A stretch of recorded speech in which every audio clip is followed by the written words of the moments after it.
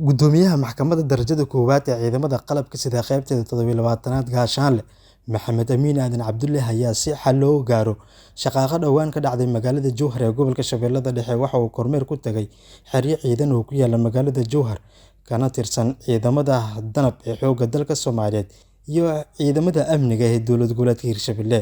Ugu horeyn, gudoomiyaha ayaa kormeerkiisa waxa uu ku bilaabay fariisimaha ciidamada danab ee degmada Jowhar isagoona halkaas kula hadlay ciidamada iyo saraakiishooda waxaana uu sheegay in marnaba aan la aqbali doonin falalka noocan oo kale ah ee ka dhex dhaca ciidamada dhexdooda. adoo askari danab ah ama adoo guutada ururkan ka tirsan oo danab ah in askari kala xabad ku ridaa wax macna ay soo kordhinayso ama wax libin ah ama wax khayr ah oo ku jira ma jiraan. kaas kale xabad ku ridaysa ama Hirshabelle ha noqdo ama askari kale ha noqdo waa walaalka Soomaaliyeed. hatta meesha waxa jooga ciidamo oo ajnabi ah jooga oo nabad ilaalin loogu yeeray. kuwaas markay arkaan askari Soomaaliyeed oo halkan jooga danab ah mid kale oo Hirshabelle ka tirsan ama meel kale ka tirsan xabad ku ridaay fariinta ay gudbinayaan ama risaalad ay qaadayaan markay la sheekaysanayaan askartooda fariin noocay noqon kartaa fariin qaldan ay noqon kartaa fariin xun ay noqon kartaa oo qalad ku ah qaranka Soomaaliyeed ciidamada Soomaaliyeed.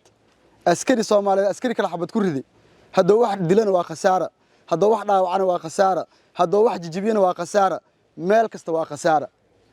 dagaal hadaa galeysana dagaal sidiisaba wax dan kugu qasabtay la galaa oo faa'iido ah ka keenaysa. dagaal faa'iido ka ah waxaa dagaal faa'iido ah midka shabaabka aan kula jirno. dhanka kale Gaashaanle Maxamed Amiin Aadan Cabdulle gudoomiyaha Maxkamadda Ciidamada Qalabka Sida qaybteeda 27aad ayaa booqday ciidamada dowlad goboleedka Hirshabelle waxa uu u jeediyay dardaarankani. waxaa la miisaamayaa ninkan aad qabanaysa inaad disho in asaga wuxuu sameeyay adoo meel raaca kara magaciisa sawirkiisa heli kara hadda soo qabsan kara ayaa la miisaamayaa. ninka inuu baxsado hadda waa heli kartaa oo dacwo kartaa oo biyaaliga kara wax baa laga qori karaa taliskiisa loo yeeri karaa. laakiin haddaad disho isla meesha ku disho waxa saxaysay iyo waxa samaysay yaa daran waxa samaysay yaa daran sideeda markaa wax saxaysan wax sax ah wax qalad markaa saxaysan si sax ah loo saxa.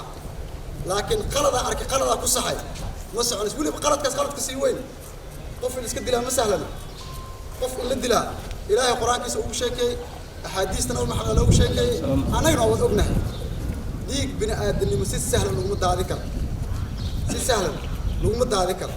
waa aragteen qof markuu qof dilaa maxkamadda la keenayo ayaa waxaa la raadinaa markhaati meeqa markhaati haysaa koow laba loo tirnaa qiraalkiisa la sii fiirnaa intaas waxaa loo maraa hor laga dilo intaas waxaa loo sameynayaa dhiigga bini aadamka inuu adag yahay.